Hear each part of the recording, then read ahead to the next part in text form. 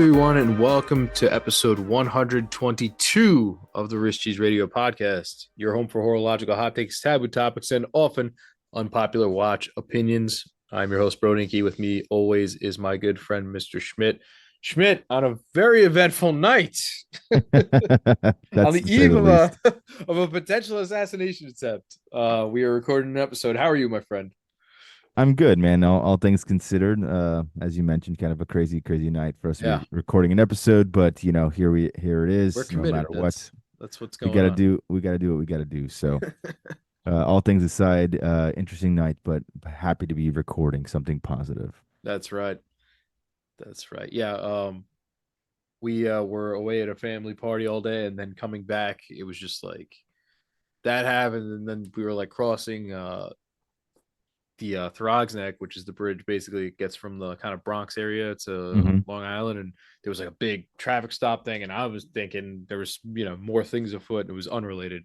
Um, I tapped into some people I have at the precinct, and they said it wasn't anything crazy, but just took me a while to get back here, but I'm glad I made it back in time to kind of cobble together an episode for tonight. We always have one kind of brewing throughout the week, and then we slowly piece it together. But as it gets closer and closer, you're like, okay, I have to have all the watches we're going to talk about. We're going to have some topics, but I also I wanted to shout out some of our listeners. We have some I gotta say we have some very high quality listeners because they always DM us some really funny stuff. They Yep. chip in with their opinions when we ask. They send us things.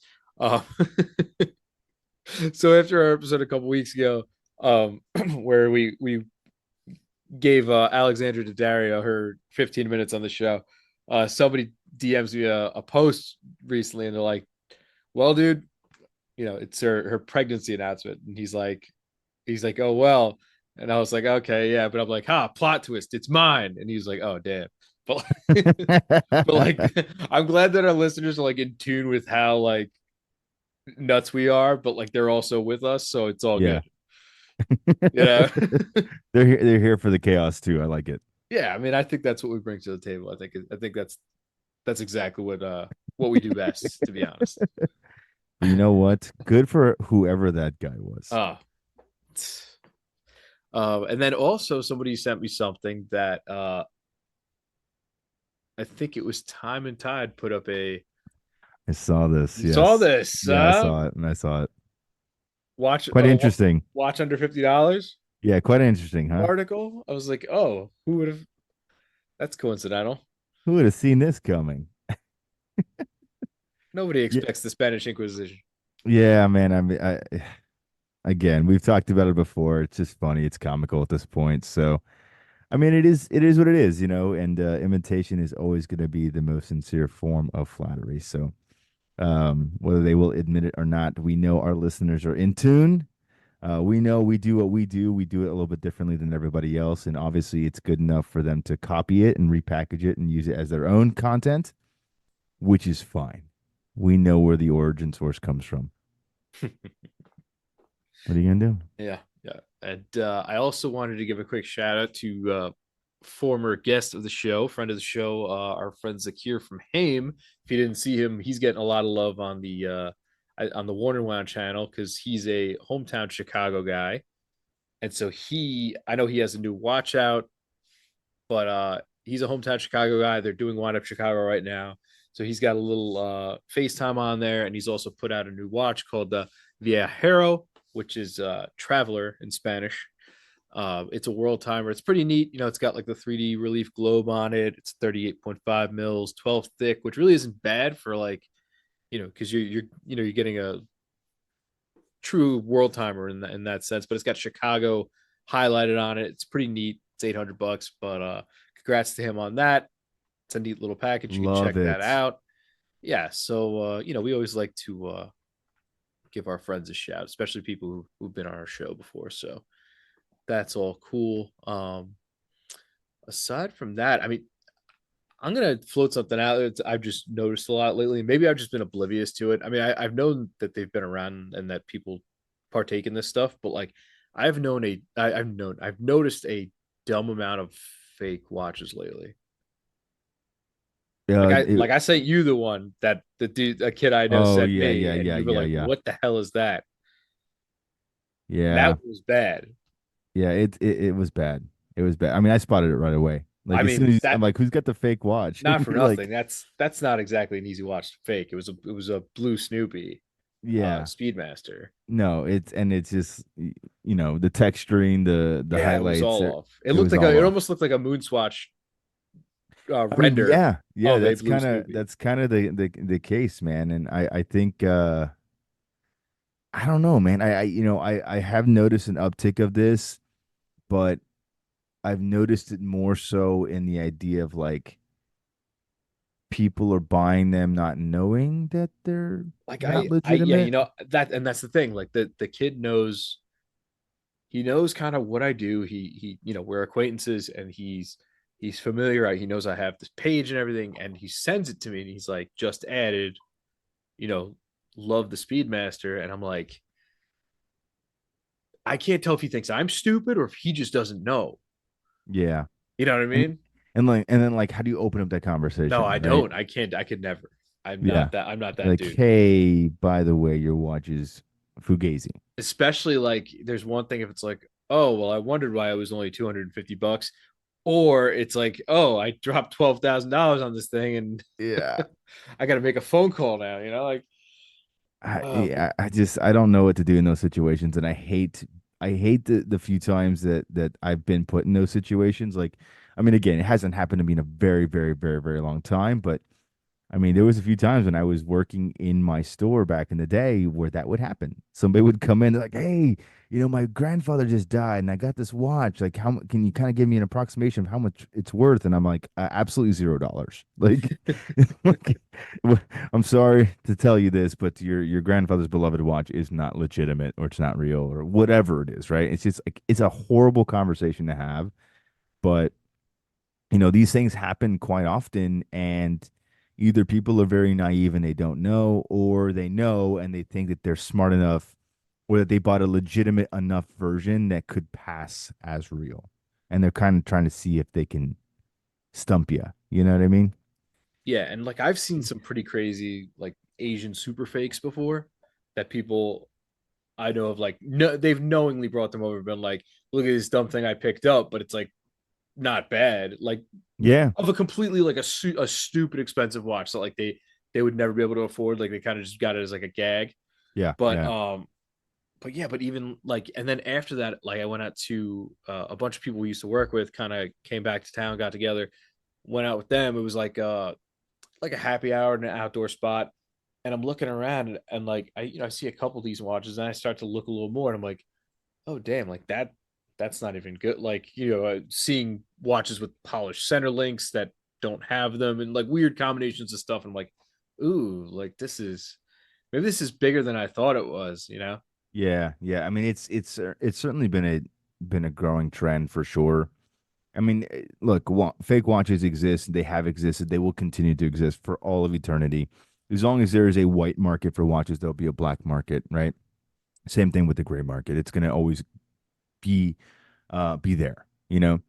But the challenge is like it's getting more difficult to spot some of these pieces in the wild. Like you said, some of these super fakes, like they're really hard to tell. You know what I mean?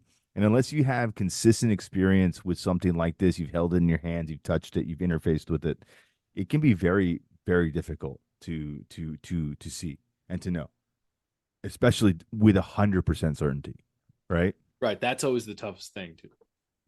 I mean, there's a lot of stuff that's close. I mean, I remember back in the day, and this was many, many years ago, where you get a watch and you kind of look up the serial number, and they were matching serial numbers. That's scary. Like I mean, it was crazy. They were taking serial numbers that would be appropriate to that particular watch if it was legitimate, and you put it into a database and you pull it up, and it's like this should be a serial number that corresponds with that watch, and it's not real. You know what I mean? But it has a real serial number. Like this number code exists. Like that was a level that even back then they were going to. But now, I mean, the manufacturing capabilities of some of these places in China and other places in the world that are producing these super fakes, it's quite impressive. And kind of to that point, without getting too far off topic here, we remember we talked to people that, have firsthand account experience of the fact that many of these things that these brands are utilizing for their respective companies are being produced there. Yeah. So they have the finishing capabilities to make these things. They're just going to remake them for themselves and sell it under whatever they want to, right? Whether it's a fake watch or it's an homage piece or it's a, heritage reissue type thing. I mean, you remember that what was that brand that we looked at? They did the divers, and they do it like on that really cool mesh bracelet with the broad arrow hands. It's an Italian company. Hmm. Oh man, we've talked about them so many times on the podcast before. Um, thought it was Sakura, but I could be wrong. Anyway, it doesn't matter. Oh, I know who you're talking about. Hold on a second. Yeah, okay. I know. It's They do like a double bezel, yep. and then they do the broad arrow hands. And remember when I sent you the version from like, AliExpress, and it's like literally the same watch, just Yes. without the branding on it. And I was like, well, why would I buy the actual one when I could buy this one for $150? You know what I mean? And it looks every bit as nice as the actual one that they're selling. But I'm like, it's probably produced by the same people. You're right. Yeah, that's the rub there. I'm like, is it worth the $400 premium for a watch I may wear once a year? Let's go. I'll take the Alibaba Express special. Yeah, no, that's a scary thought. Like even that people are willing to produce your product kind of out the back door. That's a little scary. I mean, but like, what's to prevent that from happening, right? Yeah, nothing really. Yeah, God, wait, what's that brand? It starts with a C, doesn't it? Oh no, it starts with an S. I thought it was an S. Yeah, that's why I keep saying Sakura, but like, I know that that's not right. And I keep wanting to go to circular, but it's not circular. It's they have the dot markers. Yep. Yeah, Yep. yeah. I don't know. I don't know why it's not coming to me off the top of my head, and I like them too, which is weird. I know. I I've know. seen It's their watches a few times. I just can't remember the damn name. because I know that I think they were at like Wind Up and stuff like that before, and it's a micro brand, right? Like they make a nice product. People like them and they look cool, right? But I was like, this watch legit looks like that watch. It's Yes, yes, it probably does. manufactured by this company for that company in Italy. Yeah. All uh, right. Okay. it'll come to us. It'll Yeah, come. it'll hit me in the middle of the episode, and I'll just be like, ah. But all right. I guess let's get into the new stuff. Let's start off with the one it's almost a little bit comical. So Hodinkee and Porsche Designs are putting out a new chronograph limited edition. Now, you looked at this and said, "Wait, didn't we have this watch already?" And I was like, "Well, yeah, kind of." Because when Top Gun Maverick came out, they re-released like the Orfina, Yes. and it's almost the exact same watch. Yeah. Yeah. Yeah. And Yeah. people were pretty jazzed about it because they liked that watch, even though it's expensive. It was almost the same price. This one is also around between $9,000 and $10,000, which is a lot. Yeah. So they were re-released this black chronograph with the same look, with the creamy markers and the red chrono seconds hand, with a few tweaks for Hodinkee. There's an H on it, and then there's some peculiar details here. I mean, it's a 350 piece worldwide release, and then there's some stuff that kind of struck us odd. I saw Yeah. somebody point out, and this is oddly celebrated, and I don't really know. It's kind of weird, that the day is kanji, which they're saying represents Hodigi Japan, but the scale is in miles per hour, which is obviously only used by us here in the U.S. Mm-hmm. Um, Mm-hmm. but they're saying that just represents the two Hodinki offices, which I think is just kind of weird, and maybe it was like overlooked or something, and they're like, "Crap, we need a good story to back this up." Yeah. That's exactly what I was thinking. I That's was like, exactly what I was thinking. So yeah, a little strange, but and then you also noticed that it says trilogy part 1 of 3. Yeah, I mean, so it doesn't say it's specifically part one, but it says chapter Oh, one. chapter 1. I'm sorry. Yeah, so it's like it says trilogy dash chapter one, which a trilogy implies that there's three, Right. Yeah. right? Chapter one implies that this is the first of the three. So does that mean we're getting two more variations of this watch as we progress throughout the year or into next year? Who knows? But that leads me to confidently believe that that's probably the case. Yeah, and it's it's not a bad watch. It's a titanium chronograph. It's 40.8 mils. It's a little thick at 14.15 millimeters, but that's I guess to be expected a little bit. Yeah. Titanium coated with carbide coating, and it's matte black. It looks neat. It's in a very popular design that people like. It's not a bad watch. It's just there's a few things that kind of raised an eyebrow, I'll say, to Mm-hmm. say the Mm-hmm. least. But yeah, I'm sure it'll resonate with the Hodinkee crowd and the Porsche owners and all that jazz, I You guess. know, let them have it. You know, Yeah, that's cool, I exactly. guess. Yeah. No big deal. No big deal. But yeah, I mean it's a nice looking watch. It's a little thick, you know, just given the type of movement that's inside of it for sure. But I mean, this is a cult classic watch. You can't really find these in you know the original condition. I mean, a lot of these were beat up because they had DLC coatings and stuff like Yeah. that, or They're PVD pretty coatings shot back I've then. seen. So they're I'm sorry, I said DLC, but PVD because DLC wasn't out yet. But you know, PVD coating, so they just got beat up, and then they were kind of like military watches, right? Like these were tool watches in every sense of the word. So although they had kind of a luxury element, you know, coinciding with Porsche, the reality was these were pretty utilitarian type watches. I like him. I like the fact that they came back, but realistically, if I was Porsche design, I would just make this as part of my current collection. You know what I mean? Yeah. Like it's a watch everyone loves from your company.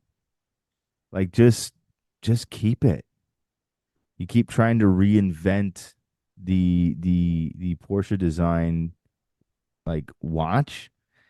It just keep this one.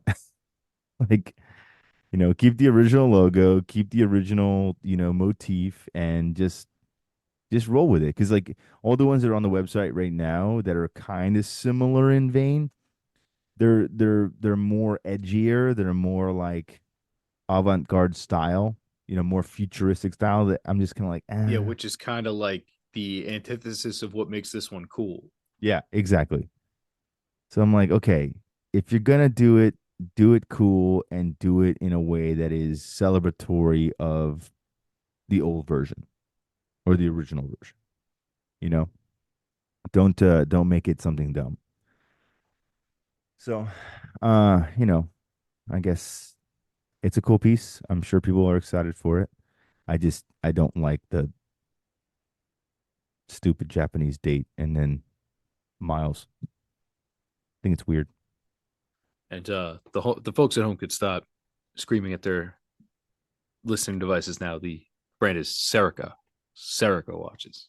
Serica watches. Yes, thank you. It was funny. As soon as you said that, I found the AliExpress version.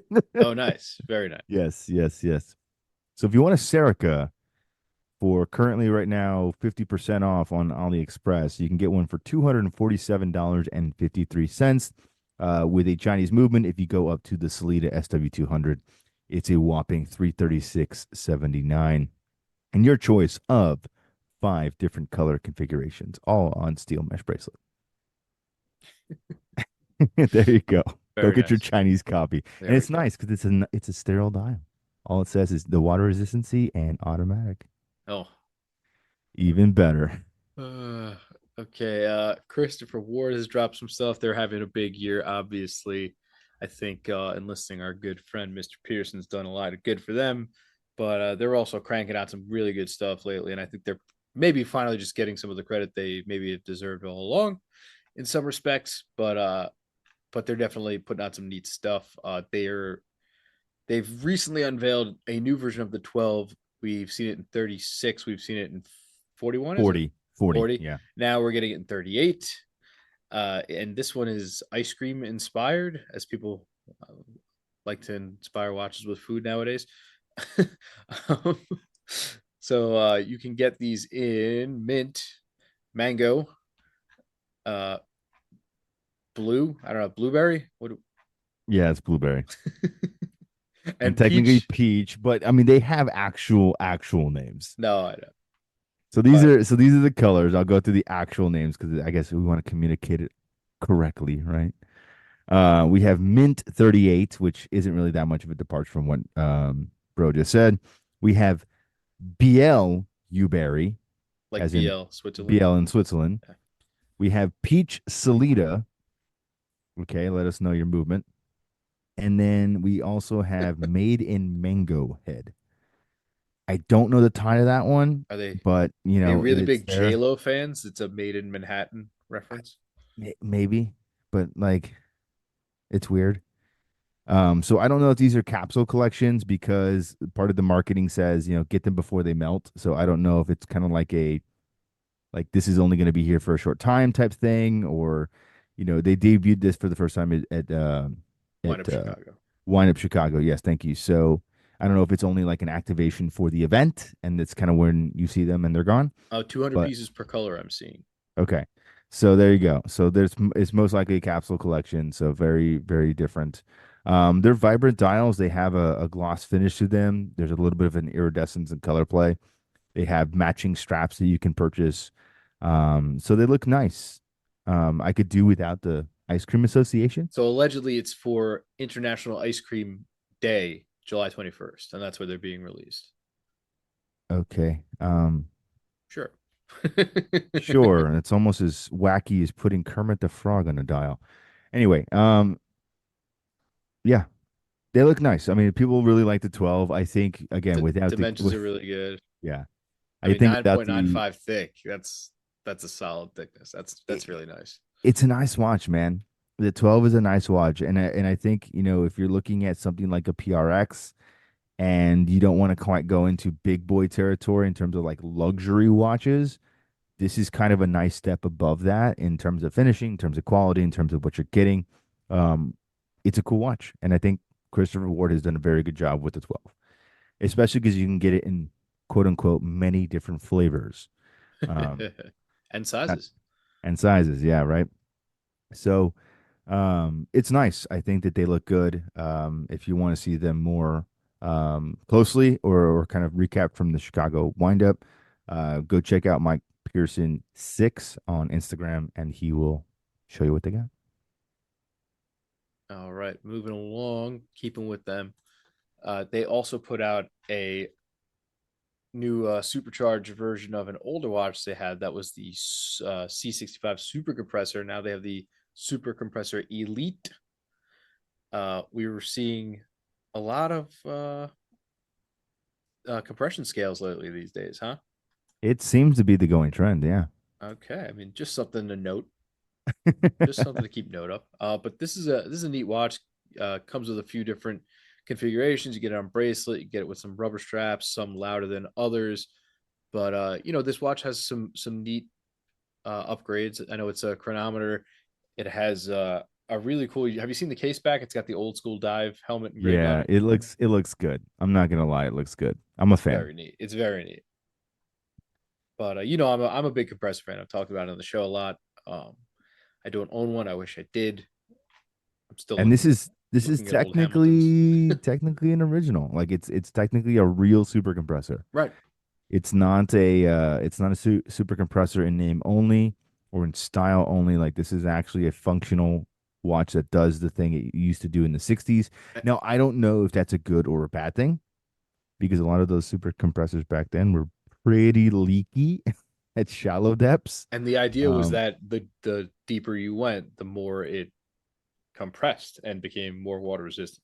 Correct. But that also meant that the inverse was true, Right. at least potentially, that like Yes. during normal like surface level swims that you could allow moisture ingress inside Which your is watch not a lot great. easier. I imagine, given today's modern technology, that's probably not true, but No. it's kind of a funny thing. But one of the things that I do like about this, I mean, the color scheme is very fun. I would love to see this executed in a few different colorways that aren't so summery. But I do appreciate the summery vibe, given that it is a dive watch. But for me, the thing that I really love is the case back itself. You mentioned the diving helmet, the logoing, but I just love that you can see kind of the super compressor ring on Yeah, the that is neat. underside of the sapphire crystal, which is sick because this has a logo superimposed into sapphire crystal, which is then used as a super compressor case back for the actual watch. And as you guys know, at least not to my knowledge, there's never been a super compressor with a sapphire crystal case back Not that because I'm the familiar with. everything was designed to move, it was designed to compress. So it's a very interesting timepiece. I think it looks cool. I think if you're into the vintage compressor look or super compressor look, then this one is certainly cool. And given that it has the dive tables or decompression stop times for this, I think it's very cool. Yep, comes in right around $2,000 depending on the configuration you go with. And nice little package, 41 millimeters, Solita SW300. Uh, that is COSC certified. So Yeah, pretty cool. she's nice looking. She's nice looking. Pretty cool. We've got a DeFi Skyline skeleton in white ceramic. Um, Cool. as most of these watches are neat, expensive. Will not be picking one up anytime soon, but I think it's neat. It looks good. It's Yeah, it's an update to the one that came out last year, which was right. all They put black out a black one. ceramic. Yeah. This one is coming around a almost $2,000 price increase over that previous version. It's So inflation.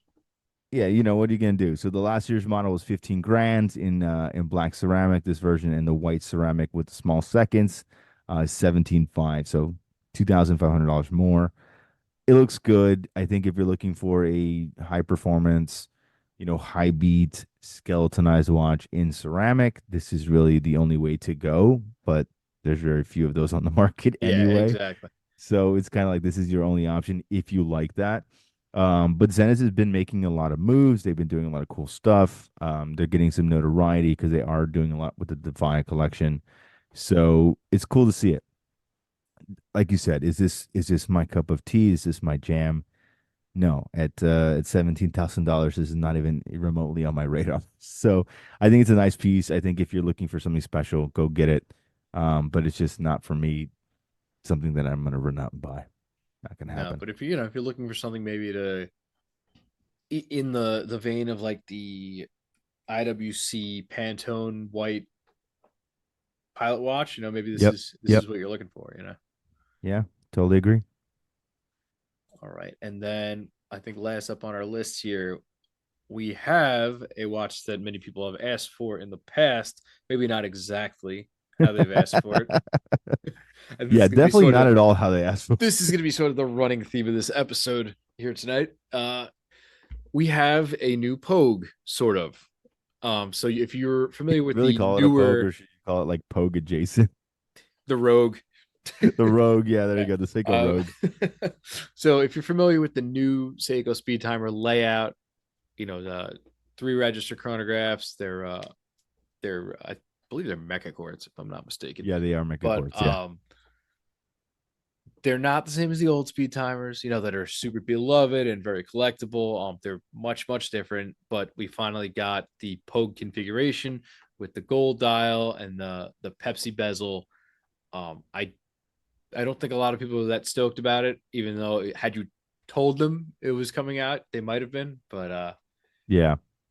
it's okay. It's not terrible. It's just not what people want, and I think that's gonna always put a little bit more of a damper on it, being that Yeah. it's I not mean, the let's, one. It's not the one yeah. people want, right? Well, I mean, especially if you think of it this way. This is the part that surprised me because Seiko has been doing a lot of very accurate reissues. Well, I was gonna say, if you're willing to go one for one on the Willard, why not? Yeah, we had the Willard, and then we had the other one with the silver dial. That what was it? The Seiko 5. Remember the sports model? Which one? Which They one for one really re-released? Yeah, it's the SRP LO 5K1. It's a Seiko 5 with kind of like the rally dial. It's a red lollipop second hand, and it says sports, like Seiko Sports, which came I think like in the 70s. but they did like basically like a one for one reissue of it. And I'm like, why with a piece that is that beloved, like why are you not doing that? Oh yeah, I remember this one now. Okay, yeah, Right? it's the They did this heritage one in a design. Yep. black and they did it in the silver. And this is like Oh, this is and we the got a hair. navigator. Yeah. Like this is a heritage piece. You know what I mean? Like this is like an actual heritage piece. So if we're willing to spend the effort to make those pieces again, because you know they're cult classics, there's really not a lot of Seiko chronographs that are cult classics the way that the Pogue is or the way that the Bruce Lee is, right? Like these are iconic chronographs. Like there's gotta be a way to make it in a one for one kind of reissue. And you know that like three different of those colorways are infamous of the same exact watch. Like you take the Yeah. Pogue, you take the Bruce Lee, and then you have the I don't know how you pronounce his name, Sievert, but he was a F1 driver who died in a crash, but he Oh was yeah, yeah, he yeah. was known for wearing the watch, and so it's the same watch just with different. Different executions. Yeah, so like you could just drop them all and Yeah. make a ton of Make a whole money. collection of three of the same watch in different colorways. Like and again, it's not like Seiko is coming in at a very budget friendly price these days. Right, so you could charge more or less whatever you want, and Absolutely. Because you know people want that respected thing. But why do you give us this hot garbage? Like, I'm sorry. I look at this and I'm like, so close, yet so well, infinitely far. this kind of reads to me as sort of the that new regime that was coming in saying that we're not going to keep making watches for the every single person out there. We're going to slim down and focus, whatever. This is kind of what that represents to me. Is it's kind of like a misunderstanding of the audience, perhaps. But again, if you're using that logic, which I know the new CEO of Seiko was saying, right? Why are you making so many damn watches? Well, You I know don't that, think I don't think you can rein it back completely because I mean, who they are. That's their business model is literally sell to everybody. But even though he's saying we make watches for everyone, and somehow that means that we make watches for nobody or something, whatever the hell he said. Um, I think what he was trying to say is, oh, we have to be a little more restrained or more deliberate with what we're doing, and as a result, maybe you get something like this. but no, I'm not. I'm not going to buy that logic. I think it's complete dishonesty because you're making one for one navigators. Like It's weird to me. it doesn't make sense because again, that is a model people like, and it's not very difficult. I mean, hell, the price point for a navigator right now is, as I'm looking at, is $430 US. Right. Like, there's people out there that will buy it because it's cool and because it's a vintage piece that people love and is very well adored within the community of vintage Seiko collectors. It would be nice to have one of those watches that you can wear faithfully every single day and you don't have to worry about vintage problems, Yeah, that is nice. right? It's nice. You can still collect the vintage one, but then you have one you can wear every day. And then you wear the vintage one on special occasions or whatever. But this is like, what are you doing? Like this is just like it's so close, but yet it's again, it's so far. Yeah. And Too far. that kills me, man, because it's like it's it's like the concept of like stolen valor, right? Like Okay, I get that. you put on the fatigues and you want to pretend like you're the army guy or the service member, but at the end of the day, you haven't earned those that Your uniform, right? stripes. You haven't earned the stripes. And this is kind of that same thing. It's like, hey, we're gonna take the uniform, we're gonna put it on this guy, but he hasn't really done anything. And to me, it's just dishonest, and I just think it's silly because that yellow, red, and blue color scheme is so iconic to only one watch in the entire watch history of watches. Yeah. And you're like, all right, guys, we're just gonna mail it in Just on this don't put speed it in. Put timer. in the this little thing. I'm like, oh my gosh, man, come on. This is absolute garbage. I don't know. I mean, like, what do you think? I mean, like, I mean, this I'm not has to, buying one. I mean, this has to hit you right in the, right in the head, man. Cause like, Well, You are a Seiko collector. I didn't like the rebrand of the speed timer to begin with Yeah. because it's not like I said, it doesn't feel that faithful. No, it the speed timer was a freaking cushion case chronograph. Yeah, Like that's like, come on. it's a legend. It's I mean, look, DC Vintage probably makes half their business off those. Yeah. You know what I I mean? mean, I have no doubt. I have no doubt. I mean, it's like, but this is just horrible. I'm really curious though to like see what he would think about this watch. Like, I would love to hear his unfiltered opinion about it. Oh, and he doesn't hold back. He would be like, I Oh, hate I this know he watch. doesn't hold back. His social media account is very evident of that, which I also think is hilarious. But I'm just like, like what are you doing here, Seiko? It's like we're gonna create the 200-year anniversary limited edition Seikos that are basically the same watches from forever ago, but we can't make a new Pogue. And even if like you couldn't create like the same type of sub dial layout, right? Cool, not a problem. But just put it in a barrel case Yeah. because that's what people expect the Pogue to look like. It was funny in preparation for this for this podcast. Um, kind of unrelated, but it ended up kind of working out. It was like I went to dinner at a buddy's house because a mutual friend of ours from growing up was back in town from New York. And he's like, hey, man, like he's coming by my house. If you want to come, swing on through, like no big deal. We'll have dinner together. I'm like, oh, perfect. So, kind of in casual conversations, he's like, oh, yeah. He's like, I know about your watch thing. He's like, what are you doing with that and all that stuff. And I was telling him about the podcast. And he's like, oh, that's amazing. Like, what's the podcast? I want to listen to it. And I was kind of giving him the preface of like the inspiration for this episode, and he was like, "Well, this watch kind of sucks," because he's like, "I saw the original." He's like, "That one looks so much cooler." And this is a guy who's not really like into watches at all. Like he has a Baltic because he and I talked about this watch like many, many, many, many years ago, and he bought one. Okay. And like that's like his only like foray into anything that's a mechanical watch. But since then hasn't acquired anything else, right? And he's like, the original Pogue looks so much cooler than whatever the hell this is. And I'm like, hence this episode. Yes. Hence this Yeah, episode. you always know when a new release inspires an entire episode that it's either amazing or it's a pile of crap. Yeah. So And here we are. here you have it. Yeah. All right. So if you haven't gathered yet, our inspiration for this episode is going to be a watch that you would reissue in a new format, kind of how Seiko did it, but maybe it won't suck. So that was the challenge I posed to the Schmitzer this week. I know I have three here. I think they're okay. I think at least one of them is pretty cool. I think it would be. Um, I will start. I will give you my first, and then we can go from there. Okay. I've spoken before about the old Tudor Oyster Princes on this show. Mm-hmm. Uh, I think the big roses are very cool vintage pieces. I think a lot of people are into them and have found them pretty neat overall. I think I would like to see them try to bring that back, maybe in the new Royal format. Um, you know, go back to the big rose logo. You can keep this weird kind of Jubilee S bracelet, I think, because the old ones, some of them came on them Yeah. Yeah. on a Jubilee. I think you get away with that.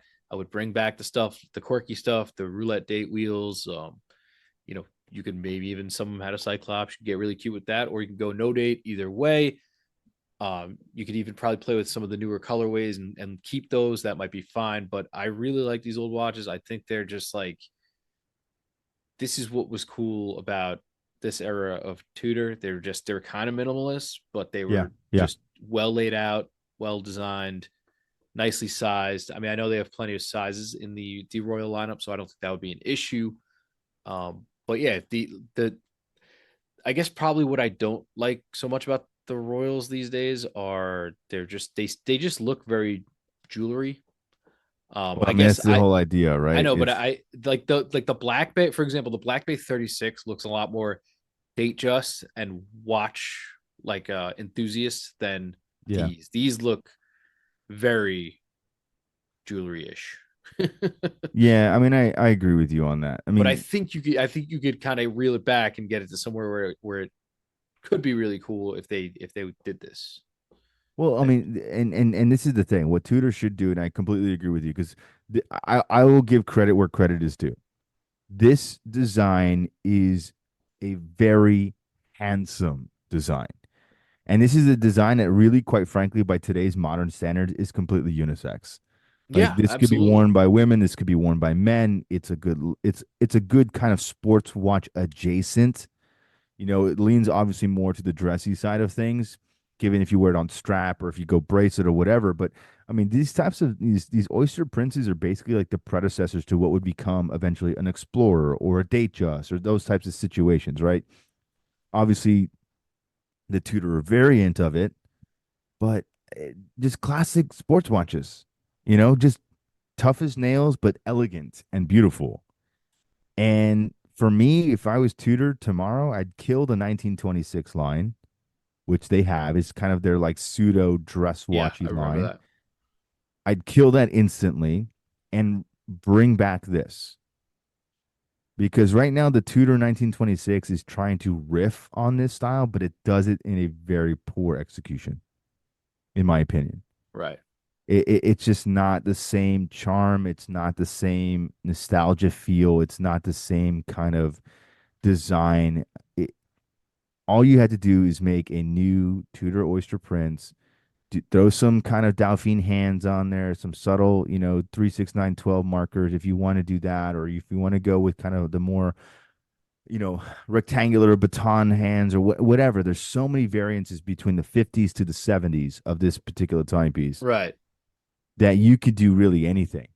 And you launch it with the rose and you make it, 35, 36 millimeters, and you call it a day. And all you do is print money. You just sell them. Yeah. All you do is print money. Like this is not a hard Yeah, concept. give it a fancy movement, you know, and that's And it. even if you didn't want to give it a fancy movement, even if you didn't want to make it master chronometer or in-house, and you just go with an in-house ETA or like a standard ETA or standard Solita movement, just spice it up like you said and add in a roulette date wheel. Add in, a Cyclops or two, whatever you think is necessary to make it, and you sell it for $2,500, and all you're gonna do is sell them constantly because it's a watch that people like you and I would actually want to buy, and watch collectors would actually want to buy. And it's in a price point that is just largely vacant now for really quality watches. Absolutely, and they can do it. Oh, for sure. Even if you sold it at $3,500, that's still a very, very good price point. They can do it. They can do it. It's just like right now for some of these Tudor pieces, I'm like, what do you guys do? Like, what is your focus here? I mean, really, like you're always gonna play second fiddle to Big Brother. So But if you that's do the have your case, own lineage to draw from if you 100%, like want it. this If you this want it. this is like if you look up right now Tudor Oyster Prince, like you get Well, look at how many variations you have. There's that's a what I'm million. saying. Like you get everything from what looks like a modern Datejust or like a 70s or 80s Datejust to like something that could be mistaken for a 1950s Explorer. There's like some weird like turnograph vibes in there somewhere. There's all kinds of weird stuff. It's awesome. It's literally an unfettered playground. You could find and do anything. And what's funny is like back in the day when I was still working in my store, a buddy of mine bought one of these Tudor Oyster Princes and had it serviced by Tudor. It was a steel case, silver dial, plexi crystal, and it was a manual wind, but it was so weird because it was a manual wind with a screw down crown, Oh, that's interesting. which I had never seen before, and really I've never seen since. But somehow Tudor was able to engineer back then, and I guess subsequently Rolex, that they did a manual wind with a screw in crown, which I didn't think was possible, but somehow that's how it was. Wow. Yeah. And it was so thin, so beautiful, delicate. You wore it on a black alligator strap, and it looked the business. Like it looked like a grown person's watch. Like it's kind of hard to say that because obviously these are all nice watches and that we talk about, but it looked like an adult watch, and it was at the time 50 years old. you know. But I yeah, don't know. These are beautiful. yeah, I still like them. I still think they're a pretty decent value for what they go for, you know. So maybe it's just I want one, but yeah, I would like to see him bring it back. You should just buy one now because now that we put it out in the ether, now everyone's That'll gonna be the start next scooping article them that up. pops up. Vintage gold you don't even Yeah, remember you needed. I'm just like, okay, all right. Well, I mean, since you kind of led off with something from the Crown in a very odd turn of events for me, I'm also Oh, gonna lead off with something from the Crown, although the bigger brother. So this is the for me, since you mentioned Turnograph, this is the nice, oh nice wow. logical transition for me. But specifically, I would love to see a reissue of the Rolex Turnograph 16264 is the reference. This was a reference range. It came in a multitude of different dial colorations, different things like that. You could do Roman numerals, batons, blue dial, silver dial, Oh yeah. gray dial, white dial, two tone. I mean, there was a lot of variation. Jubilee, oyster, whatever. But to me, and I've kind of shared this story before for some of our older listeners, you may remember this, but like my father had one of these way back in the day, and it was really kind of his first Rolex that he ever had. He had a two-tone version of the Datejust in the Turnograph variation. And I don't know what it is about that engine turned bezel, but I absolutely love this watch. Like if I was going to buy a Rolex today, this is probably what I would go and try to find because I think the price is pretty reasonable on these pieces. They kind of sit around the $5,000 to $6,000 price point. They're relatively wide range in terms of production, so like you can get them from the 90s to the 2000s. Like there's a pretty wide range. They're readily available, but they're just beautiful, and I love the fact that it's a date just without being a date just. It's not the same 1601 or 1603 that Yeah, everybody on Houdinki right. has That to have. You know everyone's what I got. mean? Yeah. I'm like, come on, just give me something a little bit more flavorful. And I think if Rolex was really smart, they would relaunch this type of watch, the Turnograph. I know they never will, but I think it would be something that was so cool to relaunch it. And even if you wanted to make it more of an exclusive thing, launch it in solid precious metal and do it with like an exotic dial, right? Or do it in kind of the way that they did the Air King. I'm sorry, the Oyster Perpetual many years ago, where they did like the grape and the electric blue and like those Yeah, I really remember that. vibrant colors. Like that was cool when they launched the 39 millimeter OPs. That was really cool. You could do the same thing if you wanted to go with steel in this and relaunch that with the engine turned bezel and make it really cool. I know they won't, which brings me great sadness. But at the end of the day, these watches still exist out there. They're a hell of a bargain. There's so many cool kind of like neo vintage versions you can find. They're well priced. And I think that they're really beautiful. Like they're just simplistic. And it's a watch that if you go to a meetup, it's not the date just that everyone expects you to have. And I think that there's something special to be said about that. Yeah, I think that I like about this watch exactly what I like about the watch we just talked about. That you can get sort of these weird configurations and different variations that you might want to seek out, whether it's the Romans, whether it's the stick batons, whether whatever color you're looking for, bezels. There's a lot to work with here, and you can kind of find the one that suits you depending what you're looking for. But I mean, Yeah. yeah, this is like a very like an esoteric collector's watch. I mean, this isn't like the one you like you said, the one that you show up and you're like, well, guess who got the call? It's like, no, check this out. I mean, check out one of these and tell me what you think. It's something just a little bit off the beaten path, but I like it. This is a good pick. I've always loved this watch. I'm sure I've talked about it before on the podcast, but I just think, if you're a newer listener, this is a watch that you should definitely turn on to, especially if you're looking for neo vintage Rolex, right? You'll never hear me talk about this a lot because I'm just not going to be that guy. But there's a few pieces that over the years have been very special to me in the Crown's assortment, and this is certainly one of those references. And there's other versions of the Turnograph too, so I don't want you to think that this is the only variation or the only flavor. But if you're looking at that kind of 1601, 1603 style date just, the slim case, the lugs, very classic Datejust look. Go for something a little bit more modern with a turnograph bezel. I think it's a home run. Very cool. All right, up next for me, this is going to be an interesting one. So based on a very popular style that's very that was very big in the 60s and 70s, and now it's come back, right? The vintage racing style chronograph has always been, very very hot.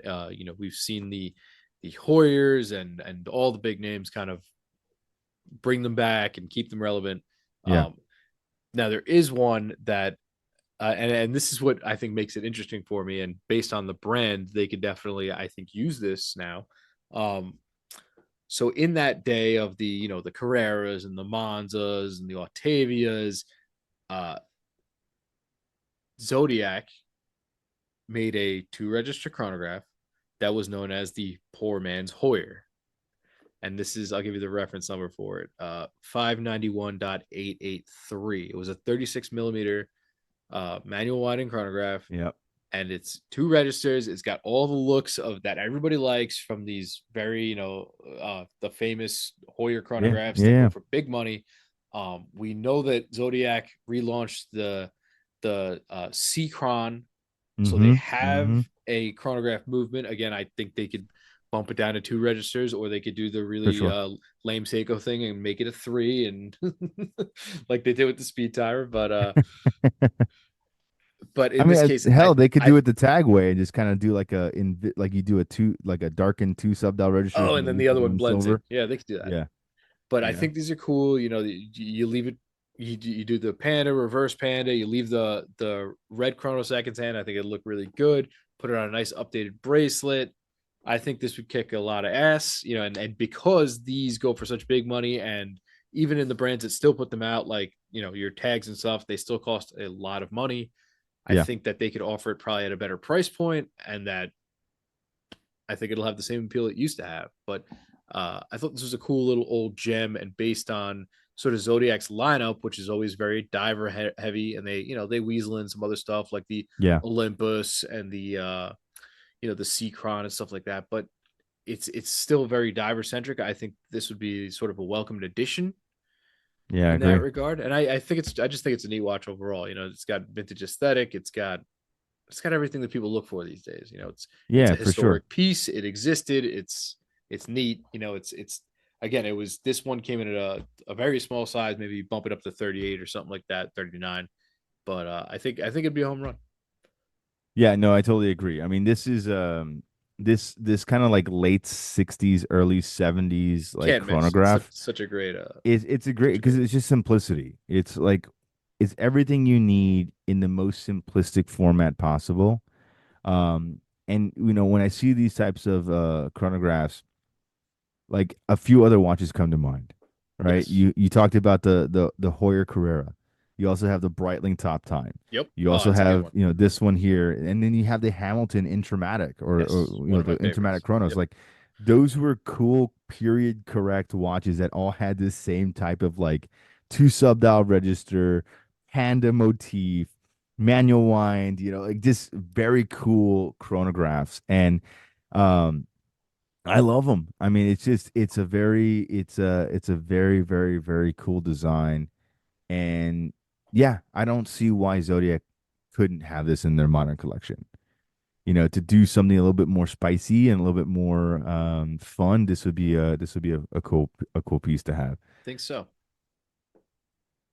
All right, so I do have a Zodiac on my list, but I'm Oh I'm, wow. I'm gonna save it maybe as This a is as an a honorable strange mention. bunch of overlapping going on here, which I'm is gonna save it as a bunch of as a not a bunch of, but as maybe an honorable mention. But one that I've always wanted somebody to recreate, and I know we've touched on it before on the show for some different reason, but this was many, many, many. This was many, many episodes ago. But I would love for somebody to recreate the Abercrombie and Fitch Seafarer.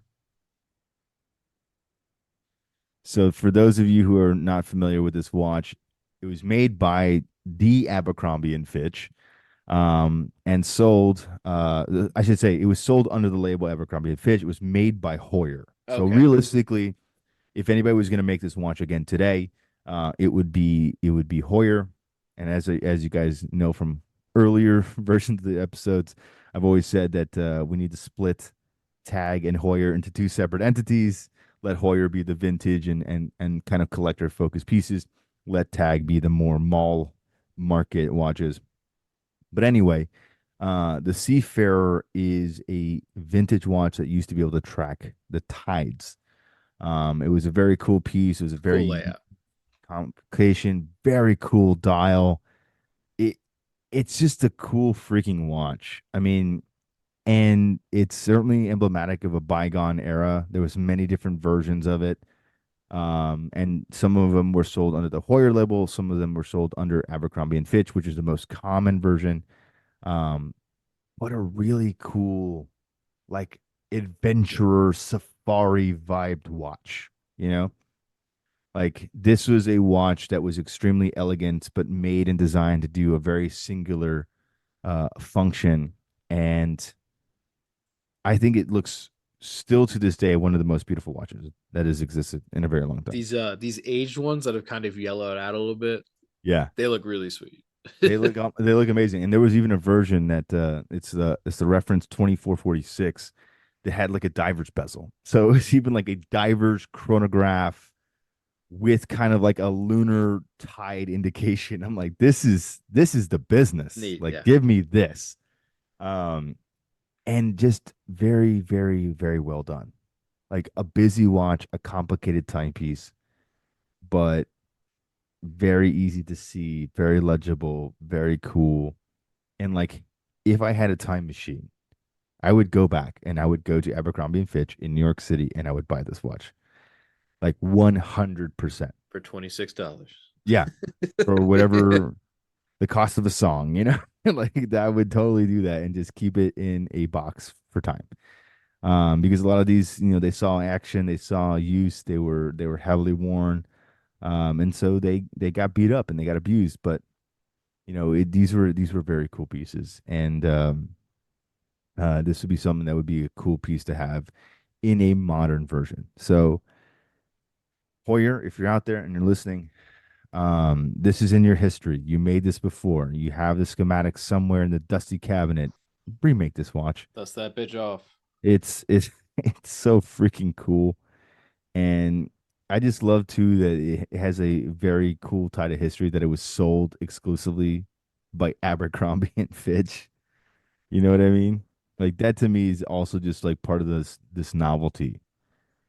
And plus, it's got a great name, the Seafarer. Like, I Yeah. mean, that's just cool. And I'm seeing a bunch of different layouts. Like I see one with some like really sharp handsets, some with some syringe Yeah, handsets. Like you said, there's one with a diver's bezel. There's a lot of different configurations on this one, but yeah, they're all pretty neat in their own way, I gotta say. yeah. I mean, my favorite probably aesthetically is like the diver's bezel version or the version with like the Dauphine hands, Yeah, as those are opposed to nice. kind of I like see the that. syringe hands, Yep. because they look like paddocks, like they look like a I can see vintage that. 50s paddock. And I'm like, that's cool to me. Like that's a very attractive looking watch. Like, give me some of that. You know what I mean? But yeah, it's a beautiful watch. It's a watch I would have to deep dive into, learn how to set. But yeah, I mean, absolutely very, very cool pieces. And I've always loved I've always wanted to see one in person, and I've never been able to do that. So if anybody's out there got one, let me know because they're stunning. Yeah, those are quite nice. I mean, I definitely have never run across one of these in the wild, but if I did, I think this would be like one of those big memorable what the hell is this type of things, you know? Yeah, yeah, Like the time I saw a Teutonic Speedmaster, I was like, what the hell is yeah. this? Go for the weird stuff, guys. Always I'm all collect the about the weird weird. stuff. I like the weird, You should. especially for the meetup. Bring the weird. Don't bring your everyday Don't stuff. bring your 36 millimeter Explorer one, please. God, we have like 10 of them in the meeting. Bring the funky. Yeah, yeah. Now, weirdly enough, I also am going to be in Hoyer for Oh this my God, are you for serious? this last pick here. Jeez. So one of my favorite Hoyers, and I think this is probably you know top five in their collection in history, and it's probably why it wouldn't get brought back, but also the reason it absolutely should. So the Pepsi bezel Autavia GMT chronograph Oh yes, is I was literally just such a looking at this. goddamn good looking watch. That bright yellow GMT hand is insane. Dude, if they brought this back, just like slap it, like it would have to be like some kind of weird combination almost of like the glass box, but also the like the aqua racer type of thing. Because you do have to put the bezel and stuff on it, but I think it would be so awesome. Like they have the capability, they could do it. It would be so cool. And they used to have ones that were sort of cushiony cased, and they had other ones that weren't. But either Hmm. way, I'm in. Sign me up. These are so awesome. The old ones that are all faded out look so goddamn good. Yeah, yeah. You're right, man. I You're mean, right. that's an easy home run. And again, it's exactly why they wouldn't do it, but also like, why not? Honestly, man, I wouldn't be surprised if we see this watch. I wouldn't be surprised if we see it. I mean, if they're bringing back stuff like the skipper, 100%. why not? Why Right? not? Why not? I mean, like, but again, for me, the only way this translates is if you separate Tag and Hoyer. Well, I think You that's what's going gotta to do happen it. is if you're going to keep bringing back stuff like this, you're going to have to keep slapping Hoyer on it just to be traditional. And then at some point you say, what the hell are we doing? Yeah. I mean, there's no reason for it. But I mean, like this is one of those cool watches that is very recognizable as part of a very certain era of time, but just as good looking today as it was 60 years ago. Yeah. And like, not for nothing, like these ones all go for not insane money, but more than you're going to charge for a new one. So it Yeah, totally justifies picking up a new one. 100%. 100%. And whether you go cushion case, like my favorite version though is the cushion case with the left-handed crown and the super fluorescent yellow Yeah, GMT that's a hand. cool one. That's a very That's cool a one. good one. It's Like like a 70s. Yeah. it's totally 70s. Now, if you go for more of the 60s version, which looks like a classic, Yeah. Carrera, Yep. obviously it's an Octavia, but it looks more like a Carrera. Um, with that 24-hour bezel and then the chrono and the GMT, like, bro, like the ultimate pilot's Yeah. watch. Let's do it. Like, Let's get like freaky. sorry, GMT Master. Like, this is a much better pilot's watch than that. You know what I mean? Like that is a good looking timepiece. And it looks good on a beads of rice. It looks good on a mesh. It looks good on a rally strap. It looks good on a tropic. Like it looks good on everything. And you're right. They should totally bring it Yeah. back. I mean, I would be salivating for one of those, but Ugh. that's just me. Yeah, man, it's good. That's a good one. That's a good one. I think didn't Zodiac have something similar to that too? They did. Yes. Which is just this is a very full circle episode here. Yeah. Yeah. Okay. Okay. Yeah, they literally had the same watch. Yeah. Yeah, and it was made by Hoyer. What the hell? Oh, now this is getting juicy. It's literally the same watch. It just says Zodiac GMT on it. Because this is different than the other ones that they've done the reissues of. Because they had the Seawolf GMT, which is their GMT, like their iconic looking GMT. All right. But then they made a Zodiac GMT where the movement was manufactured by Hoyer. And if you look at it, It's literally the it's same literally watch. the same watch. It just doesn't say Hoyer on it. It says Zodiac. Like And they even but the old ones are even labeled Zodiac Hoyer Vintage Chronograph. yeah. But I mean, there's got to be a price difference too, right? I was just wondering that too. Because I mean, like the Hoyers are going to be more You would think commanded of the price, right? that would be Right? sneaky. That would be I mean, like the old Seamasters with the 321 movement, and like as opposed to the Speedmaster with the oh 321 movement. yeah, You're like, exactly. wait a minute, these are not priced the same, but okay, Same movement, but different notoriety. Got yeah. it. Cool. Yeah, dude, this is I was like, because I was like, I was just Googling Zodiac when you You're were like, mentioning what wait your a pick minute. was. I'm like, I know I just saw this. And I'm like, wait, you're saying Hoyer, not Zodiac.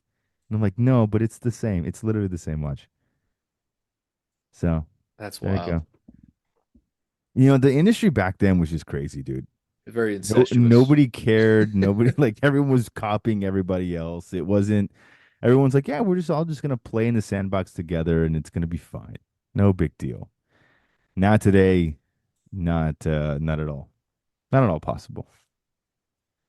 Wow. Anyway, okay. So I'm just gonna throw out a few honorable mentions just for the sake of time. Um, I did want to do a faithful reissue of the Zodiac Seawolf. Now I know that that's come out. Specifically the reference 722946, which is the old school 50s version, bakelite bezel.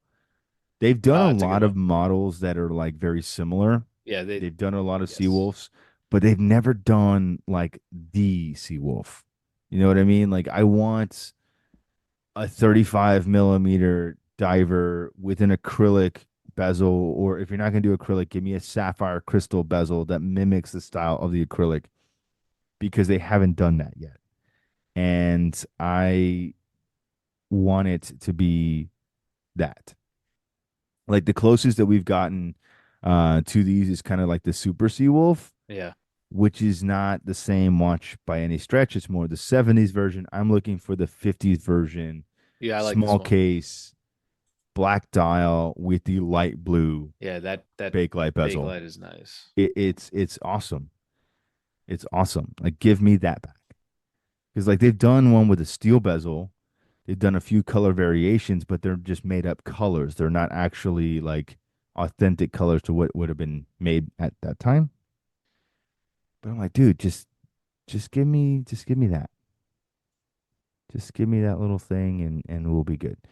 So there's that. Then I had here, I would love to see a reissue of the Eterna Kontiki, which is another watch that, like technically the company still exists, but it's not at all the same as like what it used to be, and it's kind of crap now, which is sad because it's such a cool watch.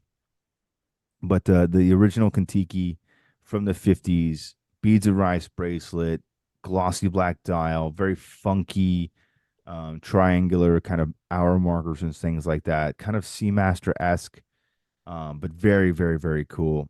Give me a repackaged version of that. Like, give me the Nevada Grenchen package Yeah. of that. Like, that's what I want. I want a faithful reissue. Maybe you do an exact size and maybe like a 38 version. You know what I mean? Like, give me that. I And always then like their logo, the five dots. yeah. I mean, and do you know why it's five dots? No, I have no idea.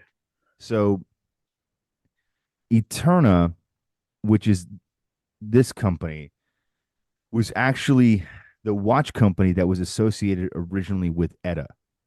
Ah, okay. Okay. So Eterna was essentially the organization that was part of ETA, but it was the brand, not the movement. It had an ETA movement, but the brand itself was sold as Eterna, not ETA. Okay. Okay. The reason why it has the five dots is because Eterna and subsequently ETA created a automatic rotor system that used ball bearings, five of them that were placed around the oscillating weight on the movement to reduce friction in the winding system. Interesting. That's where the five dots come from.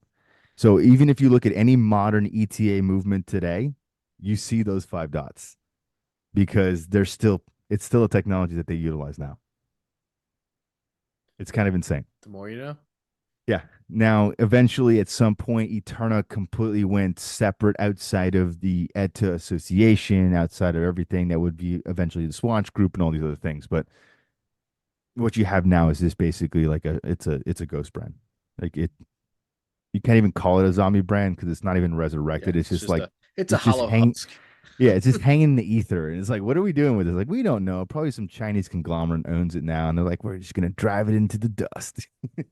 you know, which is really sad. But give me a modern Kentucky. And then the last one that I had is I would love to see um Omega. I would love to see them relaunch a Ranchero. specifically with a white dial, That'd be cool. broad arrow handset, manual wind, and call it the Ranchero again. Just be that bold. This is why this watch never existed for very long.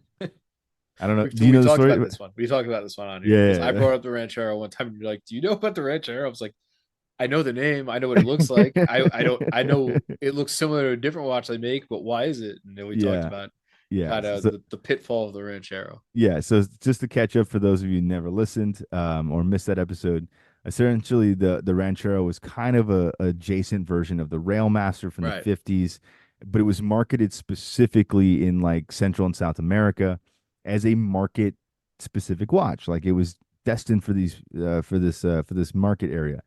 They call it the Ranchero, which in Spanish is ranchero, which basically means field hand. So it was a giant marketing mistake because they were marketing this like luxury watch to people that, you know, were working in the fields, and then you put a derogatory version of the name that they associate to themselves as like the name of this watch. And as you can imagine, it did not sell very well. Or at all, really. So, I mean, people bought them, but it was in very few quantities, and Omega was quickly to be like, okay, this does not work. Pivot. Let's pivot out and let's move on from that. Now, today, technically, the ranchero doesn't have as much of a negative connotation as that. It's basically like rancher, farmer type situation, but back then it was more so like field hand than it was rancher. So interesting story.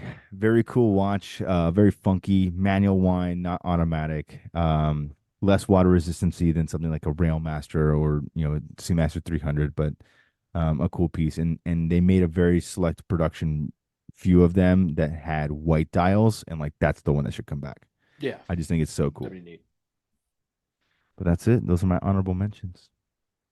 All right. No, that was good. That was a good little run there at the end. But hilarious how much overlap between like the first five different Oh ones we my talked god, about. man. We are and the funny part is people have to at some point probably think that like we collaborate on these things. No, we just meet up, and that's why like you'll hear me go, "Oh wow, this is awkward." This is completely We unexpected. don't even run it down before the show. It's not like, "Oh, what'd you pick?" It's like, no, it's a surprise. That's the whole point. It's authentic, baby. You're gonna tell me, I'm gonna Google it, and we're gonna compare notes here. It's gonna Yeah, happen. it's live and in color. So That's what we want. that's good though. Good times. Yes, Uh, sir. yeah. But anyways, it's getting rather late here, so I think we'll call it, sir. It's always been a pleasure as always. Folks out there, thanks for tuning in. We'll catch you next week. 122 in the books. Thanks. Take care. Chris Cheese out.